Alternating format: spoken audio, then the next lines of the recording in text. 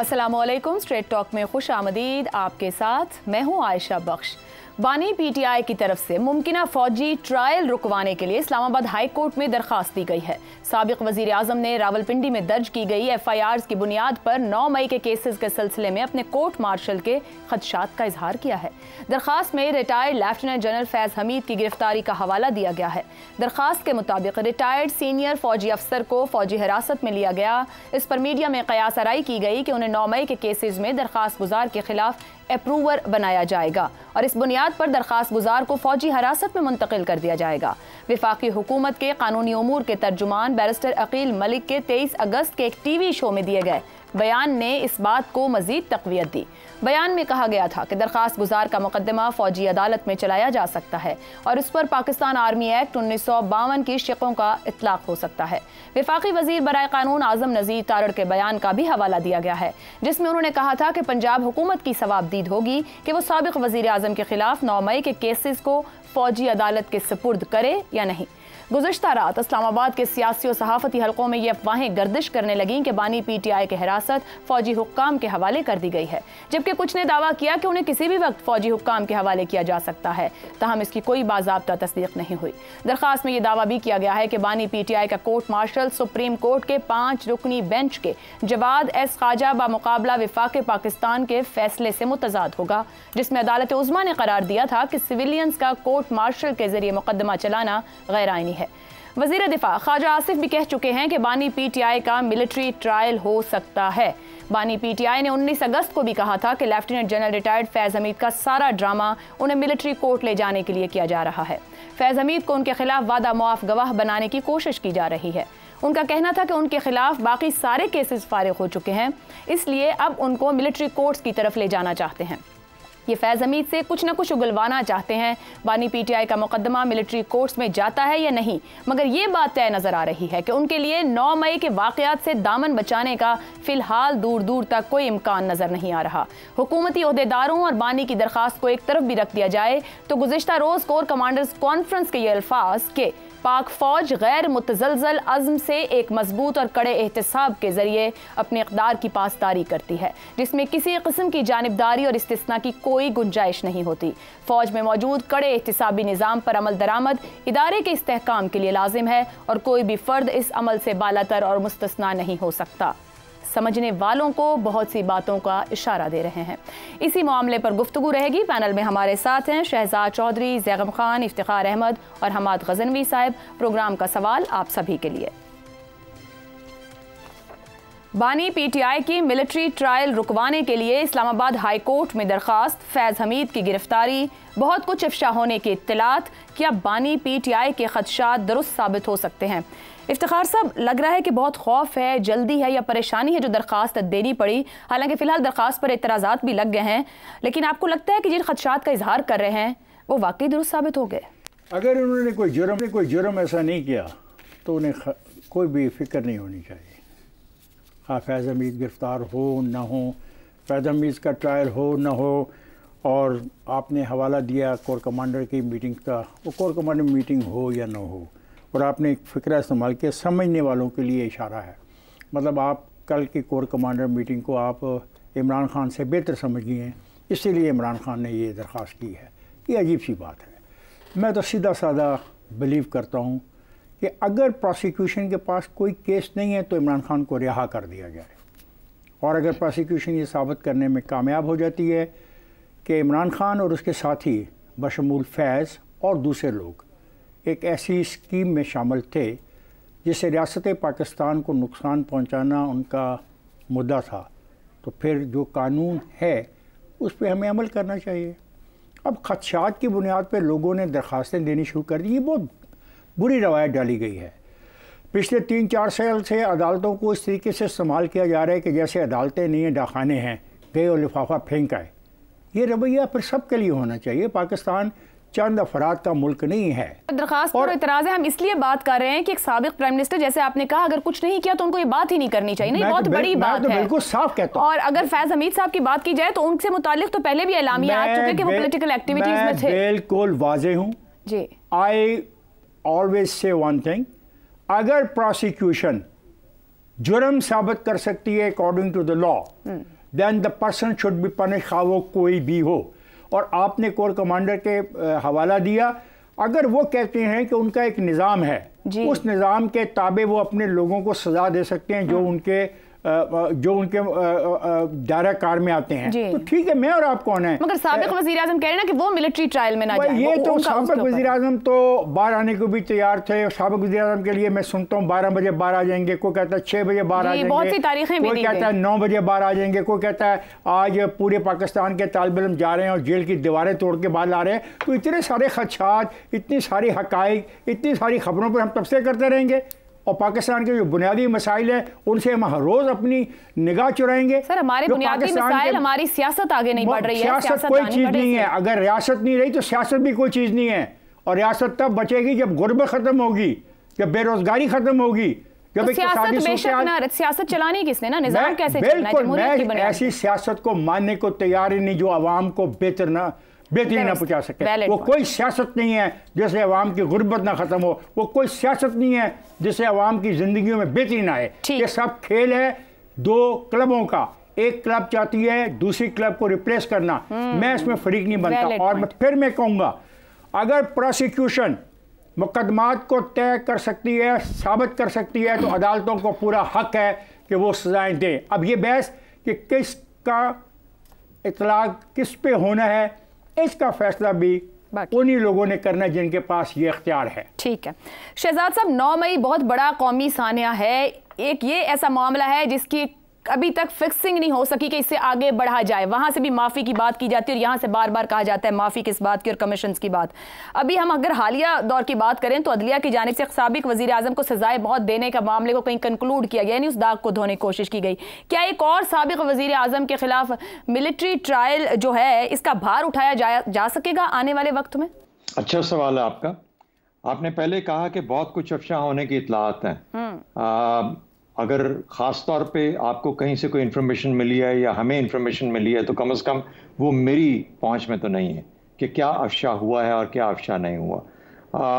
उसी से दूसरा सवाल जुड़ा हुआ है और वो सवाल ये है जिसका हमें जवाब तलाश करने की ज़रूरत है कि क्या फैज़ हमीद अप्रूवर के तौर पे या उनसे कोई ऐसी स्टेटमेंट ली जा सकती है जो कि बानी PTI को इसमें इन्वॉल्व कर ले मामले के अंदर, चाहे वो 9 मई का है या उससे रिलेटेड मामला कोई हो। तो मेरा अपना ख्याल ये है कि फैज़ हमीद साहब भले इस वक्त जहाँ बैठे हैं, मेरा ख्याल है कि हाँ ये मुमकिन है कि उनसे कोई ऐसी स्टेटमेंट दिलवा ली जाए या उनसे कही जाए या वो कह दें या कोई ऐसी बात कह दें जिसमें कि कोई ऐसा शायबा मिलता हो कि उसमें किसी न किसी शरीक तरीके से जो बानी PTI हैं उनका कोई इन्वॉल्वमेंट हो सकती है 9 मई के मामला के अंदर। अब वो सच है, झूठ है, सबूत हैं, नहीं सबूत हैं, ये दूसरी बात है। अप्रूवर को किस हद तक हमारे अपने कानून के अंदर एक हैसियत हासिल है उसका भी एक और ताल्लुक है।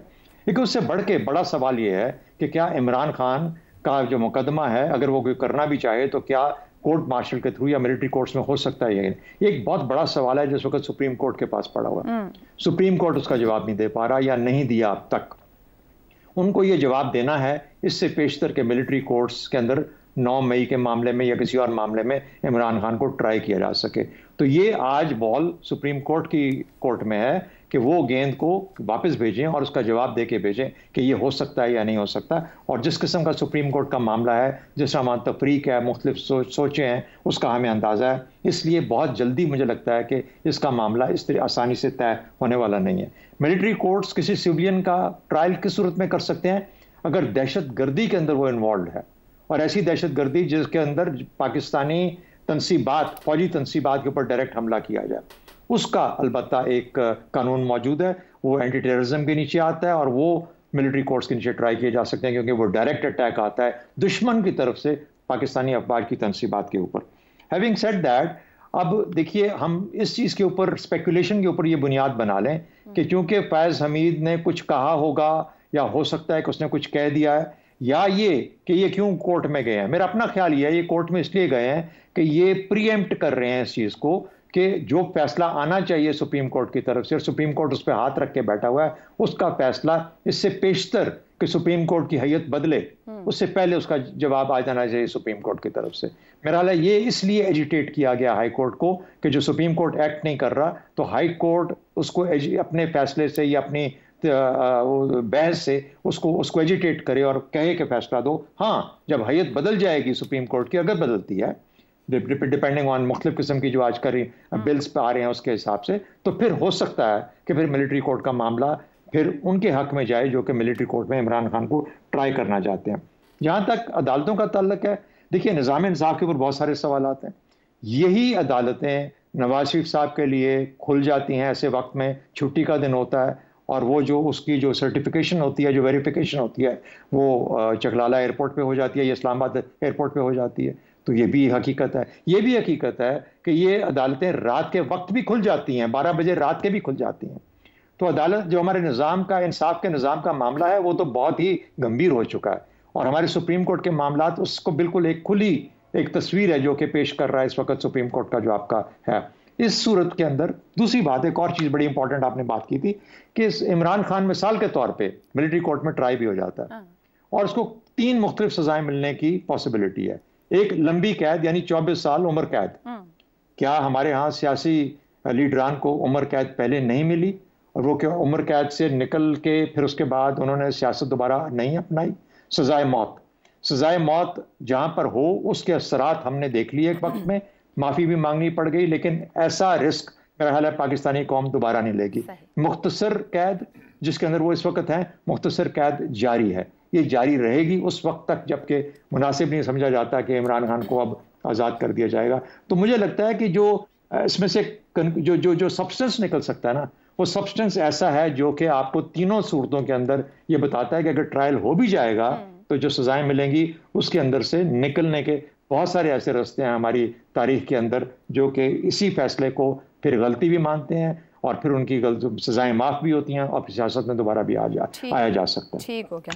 हमाद साहब, एक तो वही बात कि इतनी जल्दी क्या थी, जैसे मामला सुप्रीम कोर्ट में भी कोई खदशा था, डर था, खौफ था जो ये दरखास्त दायर कर दी गई। दूसरा, कानूनी और सहाफ़ती हलकों में एक तासुर भी मौजूद है कि सानिया 9 मई का जो मामला है, इसे लेकर अब पूरे होमवर्क के साथ चीज़ें आगे बढ़ेंगी। जैसा कि पहले जो केसेस रहे, तोशा खाना अल कादिर यूनिवर्सिटी या इधर जैसे कमज़ोर केस नहीं होंगे। बहुत सी खबरें आ रही हैं, खुद वज़रा बहुत सी बातें कर रहे हैं। गुज़िश्ता रात ख्वाजा आसिफ साहब ने भी गुफ्तगू की कि टेलीफोन की मौजूदगी से लेकर जो उनके इस्तेमाल में था, राब्ते, और वज़रा और सियासतदान और भी बहुत सी ऐसी बातें जो कि नुक्तों और छोटे छोटे जुमलों की सूरत में दे रहे हैं। आपको लगता है कोई पूरी तैयारी से ऐसे आगे बढ़ा जा रहा है कि उस खौफ के बायस ये दरखास्त दायर हुई? ये भी मुमकिन है कि खान साहब को कोई इत्तला मिल गई हो, यानी सिर्फ ये नहीं कि कोर कमांडर कॉन्फ्रेंस से उन्होंने अंदाज़ा लगाया हो, इसके अलावा भी उनको कोई इन्फॉर्मेशन मिली हो जिसकी वजह से वो इस नतीजे पे पहुँचे हैं, उनके खदशात दुरुस्त साबित हुए हैं और उन्हें लग रहा है कि यह मामला अब आगे बढ़ रहा है उसी तरफ जिसकी पेशबंदी के लिए वो इस्लामाबाद हाई कोर्ट गए थे। अच्छा जी, इस मामले पर सबसे पहले तो हम यानी एज़ डेमोक्रेट्स हमें एक उसूली मौक़िफ़ भी अपना पेश करना चाहिए। तो इस बारे में एक वो कहते हैं ना कि military justice is to justice what military music is to music. तो इससे आप समझ जाइए कि हमारा इस पर क्या मौक़िफ़ है सिविलियंस को ट्राई करना फ़ौजी अदालतों में। लेकिन जब मखसूस हालात की जो इस वक्त बात की जा रही है कि अगर एक साहब गिरफ़्तार हुए जो कि फ़ौजी अफसर हैं और वो कह रहे हैं कि हमने ये लोग इनका हुट्स थे, ये मेरे पार्टनर्स इन क्राइम हैं, उसमें सिविलियंस भी शामिल हैं, तो अब जब केस चलेगा तो वो किस तरह चलेगा? वो मिलिट्री कोर्ट में ही चलेगा ना। ये तो नहीं हो सकता कि इमरान खान साहब का ट्रायल जो है वो मंसूर अली शाह साहब सुन रहे हों और कोई लेफ्टिनेंट कर्नल साहब जो हैं वो मिलिट्री कोर्ट में बैठे हुए फैज़ हमीद साहब का ट्रायल सुन रहे हैं, ऐसा नहीं होता। तो वो उसके साथ ही क्लब किया जाएगा यानी मजबूरन।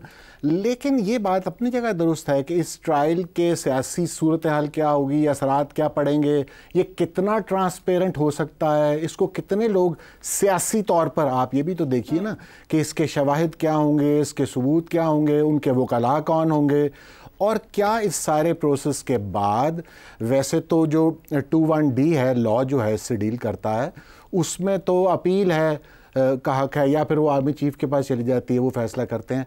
लेकिन आप हाई कोर्ट में भी जा सकते हैं इस बुनियाद पर कि हमें वो प्रोसीजर फॉलो नहीं किया गया, यानी जो लिखा हुआ है कानून के मुताबिक हमारी रिप्रेजेंटेशन नहीं हो सकी, इस बुनियाद पर वो हाई कोर्ट में भी आ जाता है। इसकी भी मिसालें मौजूद हैं।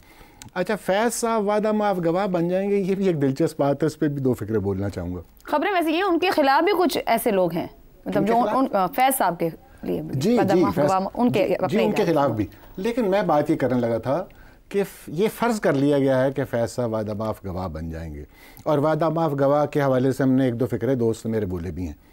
बात यह है कि कोई एक 100 आदमी जो पॉलिटिकल लीडर समझा जाता है, वो गवर्नर साहब कराची वाले क्या जो बड़ा अच्छा गाना गाते थे, वहाँ से लेकर और चौधरी फवाद साहब तक और बहुत सी फलक नाज, ये क्या लड़कियाँ, बेशुमार लोग हैं जो वादा माफ गवाह नहीं बने हैं। और हम तवक्को रखते हैं कि लेफ्टिनेंट जनरल फैज़ हमीद को कमांडर जो कई जगह रहे, जो ISI के साबिक चीफ है, वो आराम से बैठ के कह देंगे कि हाँ जी मैं तो वादा माफ गवाह बन रहा हूँ। इस तरह नहीं सर, फिर वो जो कल के एलामिया की आखिरी लाइन है वो कुछ और बताती हैं कि और शायद लॉ में है भी गुंजाइश है नहीं वहाँ पर। मैं सिर्फ कहना ये जा रहा था कि फैज़ हमीद साहब वादा माफ गवाह नहीं बन सकते जब तक कि फैज़ हमीद साहब के सामने ये रखना दिया जाए कि ये नक्शे आपने बनाए थे और ये उसके सबूत हैं और ये मुल्क से बाहर आपकी कॉल्स ट्रेस हुई हुई हैं। और या तो इस तरह होगा ना, ये नहीं हो सकता कि मुंह से एक आदमी कह देगा जी। तो ये तवक्को रखना ही एक मेरा ख्याल है सादगी की बात होगी। इस पर वैसे इमरान खान साहब अब ये पिछले 5-7 दिनों में बड़े दिलचस्प उन्होंने 2-3 मौक़िफ़ लिए हैं। पहले तो उन्होंने कहा फैज़ हमीद गिरफ्तार हो गए तो हो जाए, मेरा इससे क्या लेना देना। फिर उन्होंने कहा कि फैज़ हमीद गिरफ्तार हो गए तो 9 मई का इनसे पूछताछ होनी चाहिए, तफ्तीश होनी चाहिए। फिर मज़े की बात उन्होंने कही, वो उन्होंने कहा ये कौमी असासा है हमारा। अब वो कह रहे हैं कि वो असासा जो है वो मेरे खिलाफ वादा माफ गवाह बनने जा रहा है। यहाँ तक खान साहब ने, लेकिन वो इससे भी दिलचस्प बात करते हैं कि एक जानिब वो कहते हैं कि वो गुफ्तगू उनसे करेंगे और फिर वो जाके अदालत को कहते हैं कि मुझे बचाएं उनसे। बिल्कुल ठीक है, मैं एक फिक्रा बस आखिर कंक्लूड कर रहा हूँ। इमरान खान साहब के दौर में 25 केसेस मिलिट्री कोर्ट में चले थे सिविलियंस के। मेरा ख्याल है सियासतदानों को इस बात का ख्याल रखना चाहिए, ये जो बातें होती हैं फिर उनका ताक़ुब करती हैं, जैसा कि इस वक्त खान साहब का कर रही हैं। ठीक हो गया। असूली तौर पर मैं आर्मी कोर्ट्स के ख़िलाफ़ हूँ, अगरचे मुझे आर्मी कोर्ट ने 1 साल की सज़ा दी थी। मैं असूली तौर पर आर्मी कोर्ट्स के ख़िलाफ़ हूँ। ठीक, लेकिन अगर प्रोसिक्यूशन साबित करने को कामयाब हो जाती है कि एक आर्मी ऑफिसर और एक सिविलियन के दरमियान जो मामलात हुए उसका नुकसान रियासत को था, तो फिर कानून को रास्ता लेना। ठीक है ज़ैगम साहब, फैज़ हमीद की तफ्तीश को लेकर जो इत्तलात छोटे छोटे नुक्तों में, जुमलों में हमारे सामने आ रही है, उसमें बहुत कुछ पता चला, लेकिन जाहिर बात है जब तक कोर्ट ऑफ लॉ में लाके सबूत सामने रखे जाते और कुछ हतमी नहीं होता, नहीं कहा जा सकता। लेकिन क्या फैज़ हमीद की गवाही और मिलने वाले सबूत ही हैं जो इमरान खान साहब को इतना परेशान कर रहे हैं? उनको लग रहा है कि इसके बाद मामला बिल्कुल हाथ से निकल जाएंगे, इसीलिए पेशबंदी के तौर पर कोर्ट गए? देखिए, अभी तक ना तो हमारे पास कोई गवाही है, ना हमारे पास कोई सबूत है, ना कोई स्टेटमेंट है।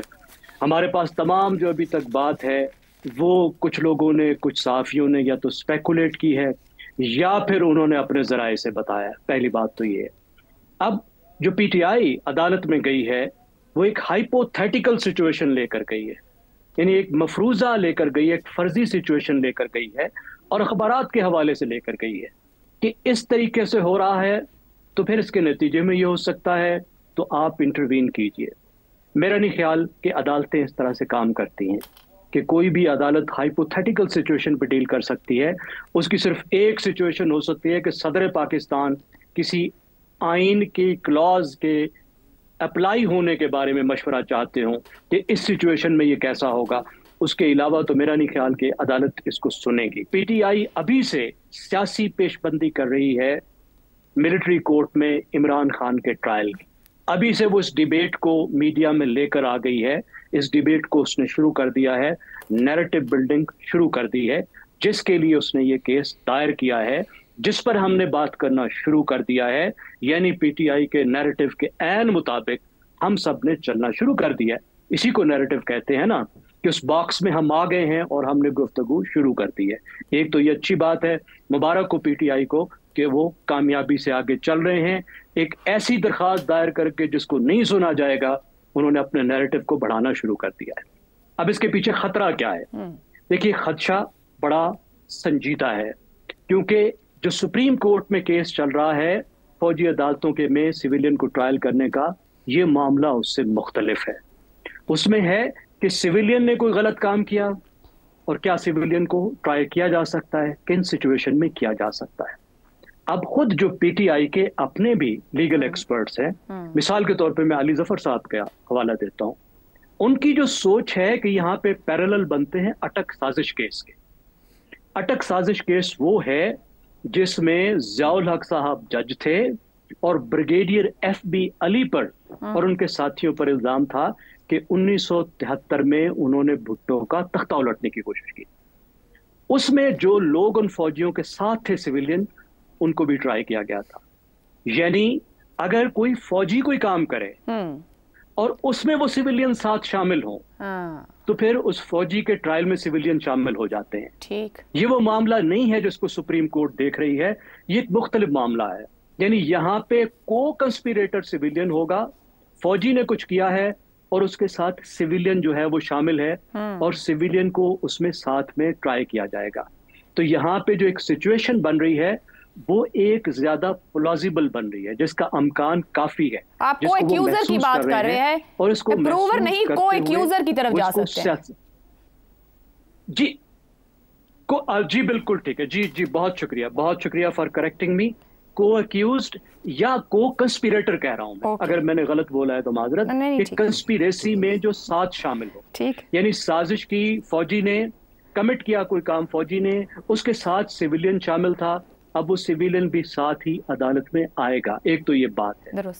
क्या ऐसा होगा हमें मालूम नहीं। क्या जनरल फैज ने कोई ऐसी बात की है, क्या करेंगे हमें मालूम नहीं। क्या ऐसा होना चाहिए, नहीं होना चाहिए। ठीक, इसलिए कि अभी तक इस 1.25 साल में, 1.5 साल में जो 9 मई के मुकदमात चलाए गए हैं वो इतने अच्छे तौर पर नहीं चलाए गए कि एक साबिक वजीर आजम को भी आप 9 मई के केस में एक ऐसी अदालत में लेकर जाएं। देखिए, ये बुनियादी तौर पर इंतजामी अदालत है। यहाँ पर फौजी अफसरान के भी जो फंडामेंटल राइट्स हैं वो एक तरफ रख लिए जाते हैं। ठीक हो गया। वो एक तरफ इसलिए रखे जाते हैं कि उन्होंने खुद इस बात को कमिट किया है कि मुल्क का दिफा करेंगे और वो अपने फंडामेंटल राइट्स कुछ जो हैं उससे दस्तबरदार होंगे, इसलिए ये अदालत इस तरह चलती है। लेकिन क्या उस तरीके से एक साबिक वजीर आजम को आप ट्राई करेंगे, उसकी क्या पॉलिटिकल इम्प्लीकेशंस होंगी? मेरा ख्याल है फौज को अपने आप को इससे दूर रखना चाहिए। अगर कोई सबूत आते हैं तो उन सबूतों के साथ इस मामले को इमरान खान की हद तक सिविलियन कोर्ट्स में लेकर जाना चाहिए। हो गया। और एक ऐसा रद्द अमल आया भी था जिसमें कहा गया था कि जब आपकी बारी आएगी तो ओपन ट्रायल में चलेंगे। जी शहजाद साहब कहिए। आयशा जी।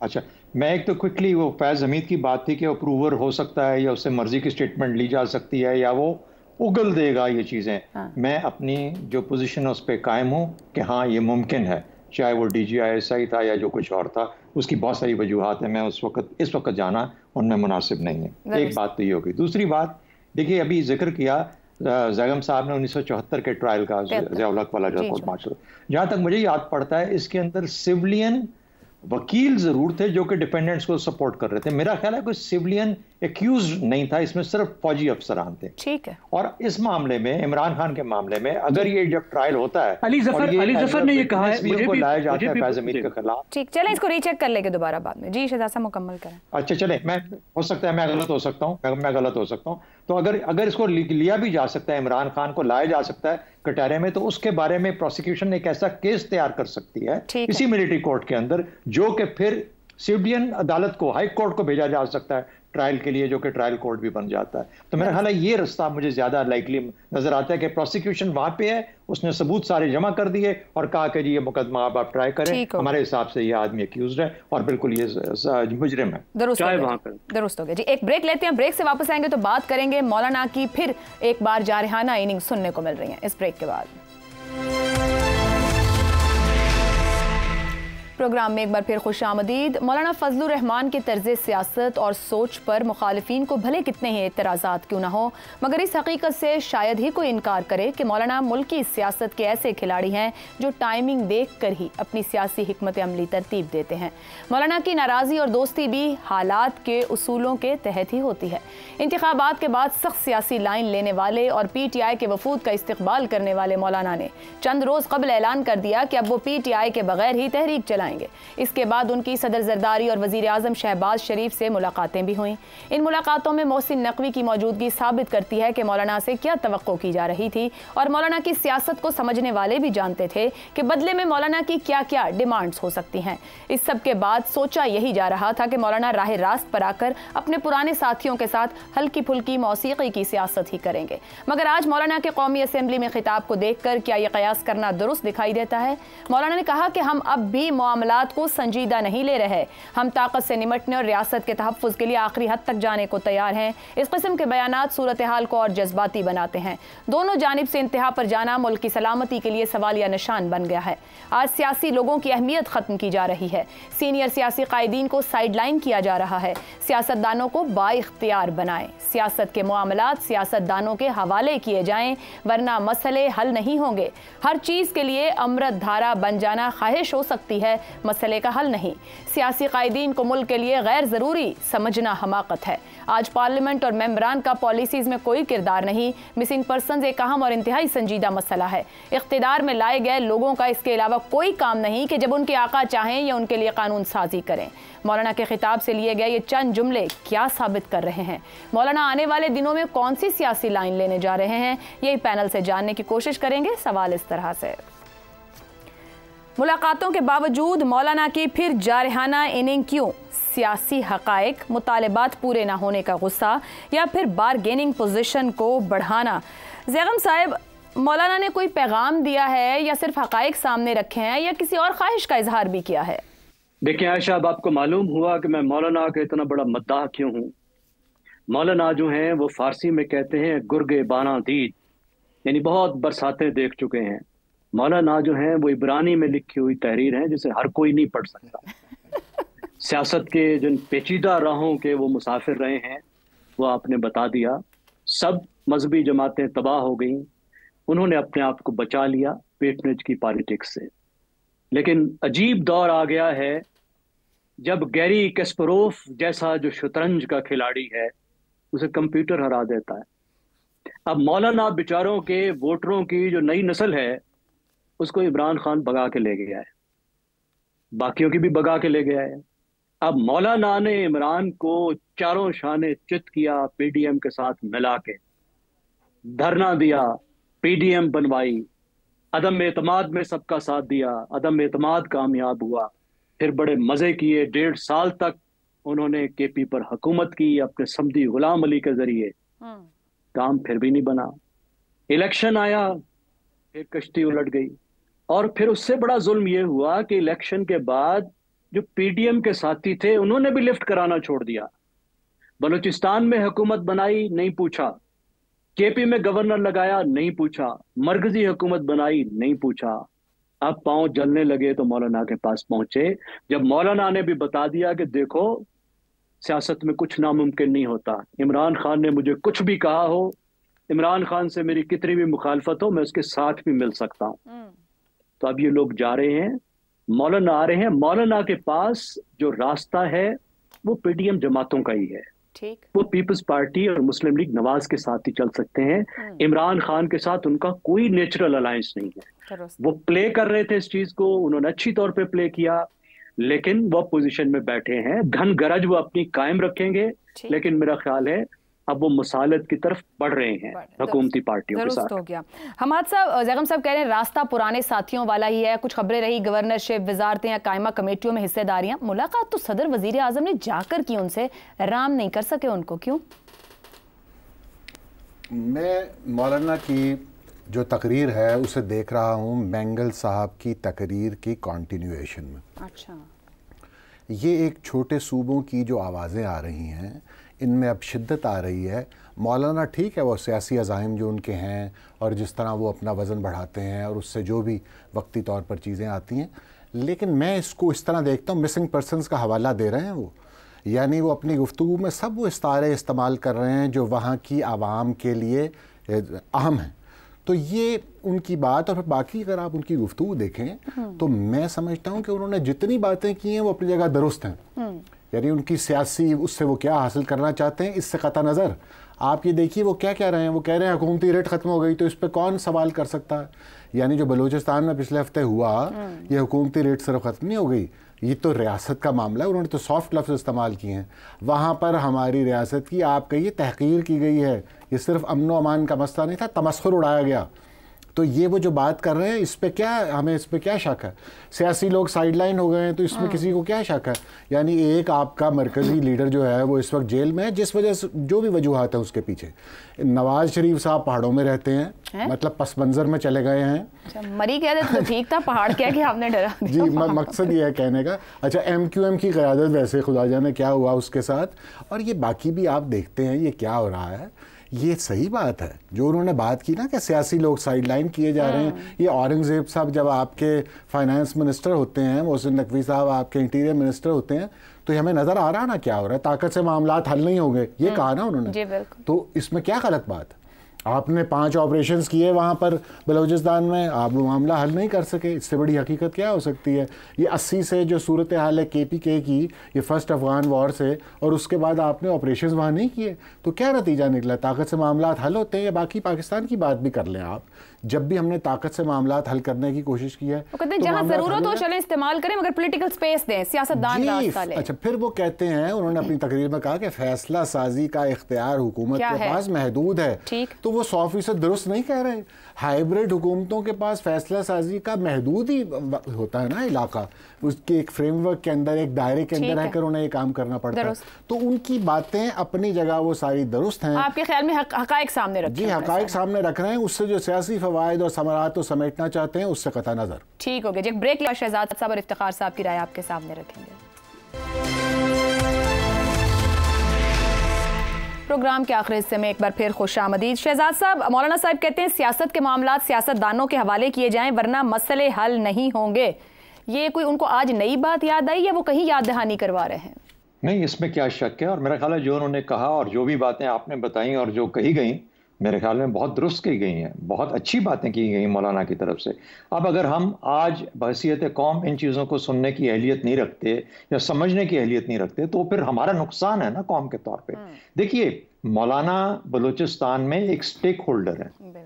अख्तर मेंगल साहब का कल का जो इस्तीफा था वो एक इंडिकेशन है आपको। 25 अगस्त को जो हुआ, उसके बाद अख्तर अपना इनके मेंगल साहब का इस्तीफा, और उसके बाद आज ये, तो ये सब के सब अपने आप को पोजीशन कर रहे हैं उस नई सियासत के लिए जिसको एक झटका पड़ा उस पुरानी सियासत को 25 तारीख को।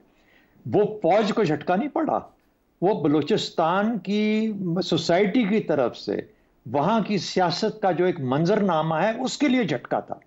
भले उसको टारगेट आपने सिविलियंस को भी किया और साथ फौजियों को भी किया, लेकिन ये सबक दे रहे हैं लोग आपको। वहां का मुआशरा जो सबक दे रहा है वही दे रहा है कि हम कंफर्टेबल, हम बिल्कुल से भी कंफर्टेबल नहीं है, सेटिस्फाइड नहीं है जिस किस्म का निज़ाम हमारे ऊपर चल रहा है। अब इशारा क्या है, जब पुराने लोगों की बात की जा रही है तो कहा जा रहा है आप नए नए लोग ला के इस वक्त मुख्तलिफ जगहों पे बिठाते हैं, चाहे उनको मरकज में देख लें चाहे सूबों में देख लें, तो याद रखें कि हम जैसे लोग, यानी जो पुराने वहां के लोग हैं, जो कि गालिबन अवाम को साथ लेके चल सकते हैं, इनकी नज़र में, गो कि मैं इनसे एग्री नहीं करता क्योंकि इनकी अब सियासत भी बहुत पुरानी हो चुकी है। जो एक मिडिल क्लास नई तालीम याफ्ता आगे आई है, उसकी एस्पिरेशंस, उम्मीदें और उसकी मुकम्मल तौर पे मुख्तलिफ है। वो एक और किस्म की सियासत चाहते हैं, वो हिदायतुर रहमान वाली सियासत चाहते हैं। वो शायद ये जो बच्ची वहां पे कर रही है, कुछ वो मुजाहरे कर रही है, उस किस्म के लोगों को आगे आने का मौका मिल चाह रहे हैं कि ये लोग हमारी आवाज बने। ये पुराने लोग, जो पुराने सरदार थे, ये अपनी जगह खो बैठे हैं। ये कि उन्होंने वो डिलीवर नहीं किया 77 साल में जिनको करना चाहिए था। तो मेरा अपना ख्याल ये है कि उस आवाज को पहचानने की जरूरत है। मौलाना ने गो अपनी पोजीशन को, सियासी पोजीशन को मुस्तहकम करने के लिए, रोकने के लिए, महफूज करने के लिए बात की होगी। लेकिन बात सही है, लेकिन इसका ये मतलब नहीं है कि मौलाना साहब को ही उसको वापस कर दिया जाए। देखना ये है कि पाकिस्तान भर में ये जो आज का नौजवान जो आवाज उठा रहा है, वो क्या आवाज उठा रहा है और किस किस्म की सियासत की मांग कर रहा है। ठीक हो गया। शहजाद साहब के जुमले से इफ्तिखार साहब एक बात जो और उन्होंने कही, जब वो सियासी लोगों की बात, उन्होंने कहा नए नौजवान मामला फहमी से महरूम, ना तजर्बाकार और जज्बाती होते हैं, लेकिन तजर्बाकार और सीनियर सियासी क़यादतों को साइड लाइन किया जा रहा है। मौलाना कोई नई पोजीशन ले रहे हैं, सिर्फ हक़ाइक़ बयान कर रहे हैं या कुछ और कहना चाह रहे हैं? बड़ी अच्छी सवाल है जी। अख्तर मेंगल और मौलाना इकट्ठे हो गए और उनकी सोच भी एक जैसी हो गई। मुबारक हो। अपीसमेंट की पॉलिटिक्स जो कर रहे हैं ना, जो भी कर रहा है वो पाकिस्तान को नुकसान पहुंचा रहा है। कौन कर रहा है? जो भी कर रहा है। अच्छा। गुड तालिबान और बैड तालिबान की जो पॉलिटिक्स थी उसने पाकिस्तान को बहुत नुकसान पहुंचाया है। आज भी अगर अपीसमेंट की पॉलिटिक्स करनी है कि इजाज़त दे दो जी जुलूस निकालने की 200 लोगों को, वो उनका नारा भला पाकिस्तान के ख़िलाफ़ हो, उनको हाथ मत लगाओ, तो ये अपीसमेंट की पॉलिसी है। देखिए रियासतें ऐसे नहीं चलती, ये अलहदगी पसंदी की तंजीमें दुनिया की बहुत सी और रियासतों में चली जो कुचल दी गई। कल एक बात हमारे दोस्त ने की कि अगर नौजवानों को 1 लाख रुपया फ़ी कस दे दिया जाए तो ये मसला हल हो सकता है। मैं कहता हूँ कि नौजवानों को सियासत में शामिल होना चाहिए। मैं ये कहता हूँ जो खामियां हैं, आप देख रहे हैं ये कैसे होगा, how to bridge a bridge. Maulana Fazal Rahman और नौजवान क़यादत के दरमियान ब्रिज कैसे होगा? मौलाना फजल रहमान जाने वाली ताकत है, मैंगल जाने वाली ताकत है, इमरान जाने वाली ताकत है, नवाज जाने वाली ताकत है, ये सब लोग जाने वाली ताकत हैं। ठीक। सबक क्या दिया जा रहा है हमारे मीडिया के ज़रिए और हमारे तज़कियाकारों के ज़रिए कि नौजवानों का बल्ज है, उनकी मान लो। भाई उनकी क्या बात मान लें? ये आप लोगों का फ़र्ज़ है, हम सब दानिशवरों का, कि नौजवानों को बताएं कि आपके इश्यूज़ क्या हैं, पहले उसको तो डिफ़ाइन कर लें। पाकिस्तान के आइन के अंदर रहते हुए अपने हकूक़ के लिए लड़ो, और हकूक़ हैं तालीम, अच्छी सेहत, अच्छा शहर, अच्छा खाना, अच्छी ज़िंदगी, अच्छी रोज़गार। और वहाँ पे हमारी पार्लियामेंट को किरदार अदा करना होगा, जिस पे सवाल उठाया। जिस्म पे बम बांधना और उसके जरिए हकूक की बात करना बिल्कुल मुनासिब नहीं है और नाकाबिल कबूल है। और मौलाना ने कहा कि पार्लियामेंट और जो पॉलिसीज में किरदार अदा नहीं करे तो वहाँ उस किरदार का एफिशिएंटली अदा होना जरूरी है। आज के प्रोग्राम से इतना ही, इजाजत दीजिए, अल्लाह हाफ़िज़।